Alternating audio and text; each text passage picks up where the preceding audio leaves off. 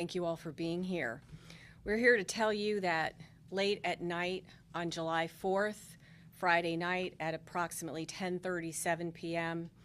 at the Prairieland ICE Detention Center in Alvarado, Texas, 10 to 12 individuals dressed in black military-style clothing began shooting fireworks and engaging in acts of vandalism at the facility.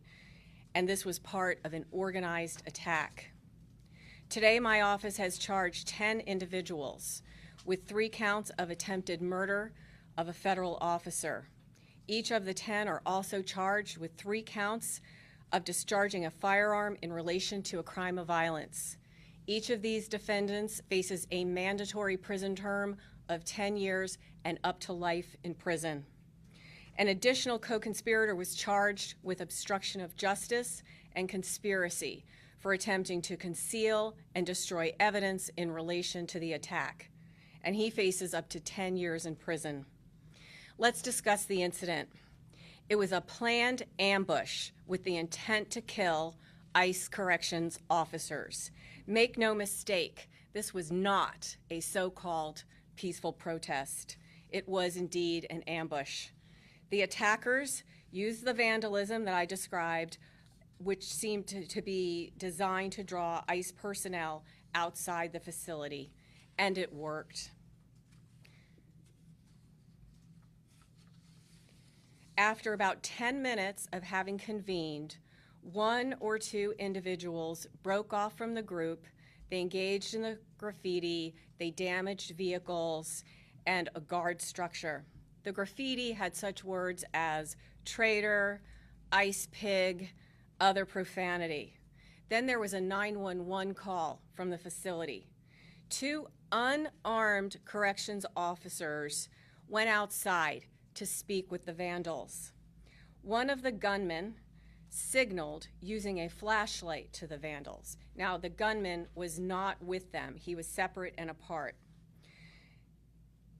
At one point, the Alvarado police officer arrived, a single police officer. An assailant who was positioned in the woods shot him in the neck area.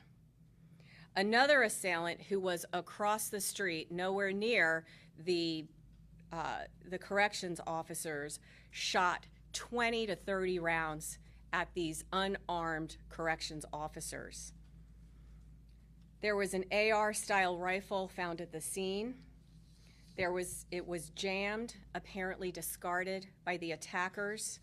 The assailants fled. The Johnson County Sheriff's Office was able to stop a vehicle. There was a single driver in that vehicle. The sheriff deputy saw in plain sight a firearm. Another firearm was in the back seat, and there were 2 Kevlar ballistic-style vests also in that vehicle. There was a second encounter with law enforcement about 300 yards from where the police officer was shot in the neck. Sheriff deputies stopped 7 individuals. Some were wearing body armor, some were covered in mud, some were armed, and some had 2-way radios on them. There were a total of 12 sets of body armor found during various searches of vehicles, defendants, and the area around the Prairieland Detention Center. And this included a flag saying, "Resist fascism, fight oligarchy." Law enforcement officers found spray paint. They found flyers such as "Fight ICE Terror with Class War," "Free all political prisoners." One of the attackers' cell phones had cell phones inside a Faraday bag.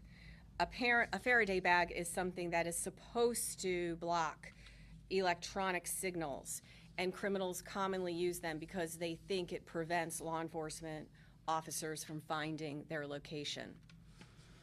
Over the course of the weekend, additional related searches occurred. We found masks, goggles, tactical gloves. One residence of one of the defendants, there was additional body armor. There was a cache of 9 additional weapons, spray paint, fireworks, and again, insurrectionist material. One of them was entitled Organizing for Attack, Insurrection, Anarchy.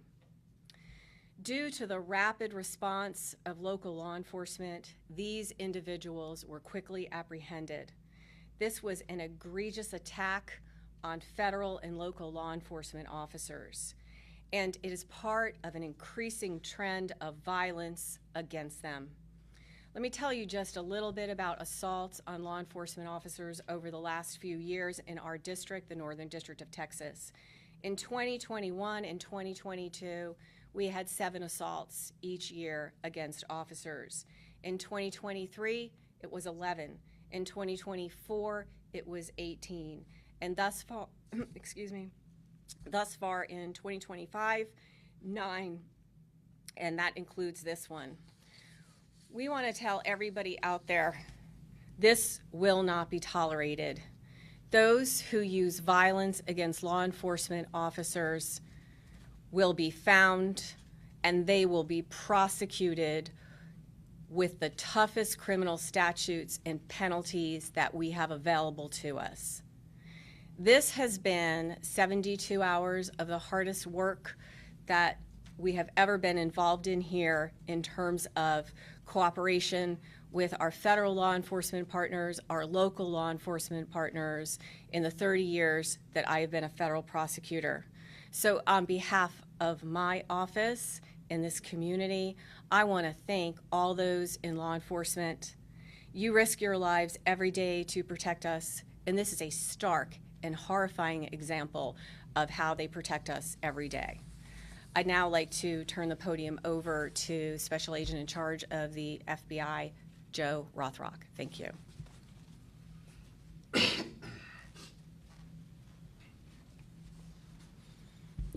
Good evening.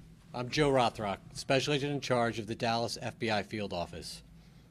This incident highlights the dangers that local law enforcement face on a daily basis, and the charges just announced reflect the seriousness of the crimes. On Friday night, an officer from Alvarado Police Department responded to a call for suspicious activity at the Prairie Land Detention Center. Let me be clear, this appears to be a coordinated and targeted attack against law enforcement. Upon responding, that officer from Alvarado Police Department was shot in the neck. Approximately 70 law enforcement officers from around the area responded once the call for help went out. They did not hesitate to run into danger to assist their fellow officer. We want to thank them for their prompt response and dedication to protecting and serving our communities.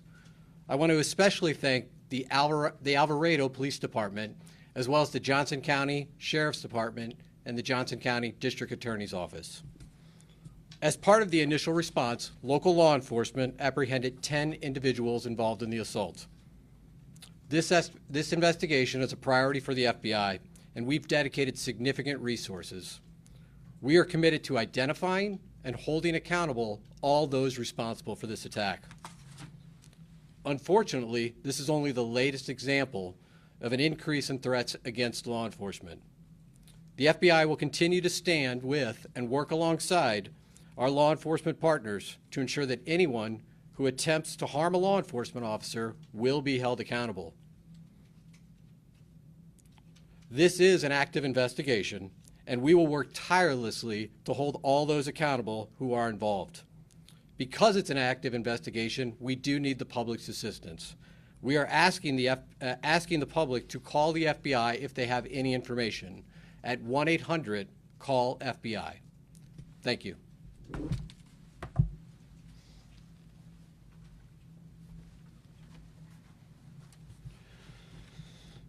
Good afternoon. I'm Josh Johnson. I'm the acting field office director for ERO Dallas. First, I want to express my gratitude to the officers of the Alvarado Police Department who responded to investigate the suspicious individuals and vandalism at the Prairie Land Detention Center. Your dedication does not go unnoticed. I'm relieved to hear that the officer who was shot is expected to recover from his injuries. Fortunately, no employees at the Prairie Land Detention Center were harmed during the shooting incident on July 4th. There was damage to both government and private property during the protest, and we are currently evaluating the extent of that damage. Violence, threats of violence, and attempts of vandalism at our ICE facilities will not deter our officers from fulfilling their duties. The courageous officers of ERO Dallas are on the streets and in our detention facilities every day, risking their lives to locate, arrest, and remove criminal aliens. We're thankful for the collaboration with our partners at all levels. We could not perform our duties without their support. This type of vigilante lawlessness is emblematic of the dangers federal, state, and local law enforcement officials face every day. Within ICE alone, our officers and agents are facing a 700% increase in assaults. We've deployed ERO Special Response Team operators to provide extra layer of protection at the Prairieland Detention Center. For our employees at Prairieland, I'm proud of how you conducted yourselves in this extremely dangerous and unwarranted situation. I want to personally thank you for your dedication, professionalism, and all that you do to uphold the nation's immigration laws. Thank you. Can y'all please say if this is connected to a shooting that happened in McAllen and another incident in Portland? I think that's very important for the public to know. This is an ongoing investigation, so we cannot comment on any connections or the existence of connections at all. Are these people from here or from out of state, from out of Alvarado? Can you say The that? people that we have charged in Yes, our ma'am, yeah. case, they're mostly from this area. Oh, they are, okay. Yes. Thank you very much. When you Thank say you. call 100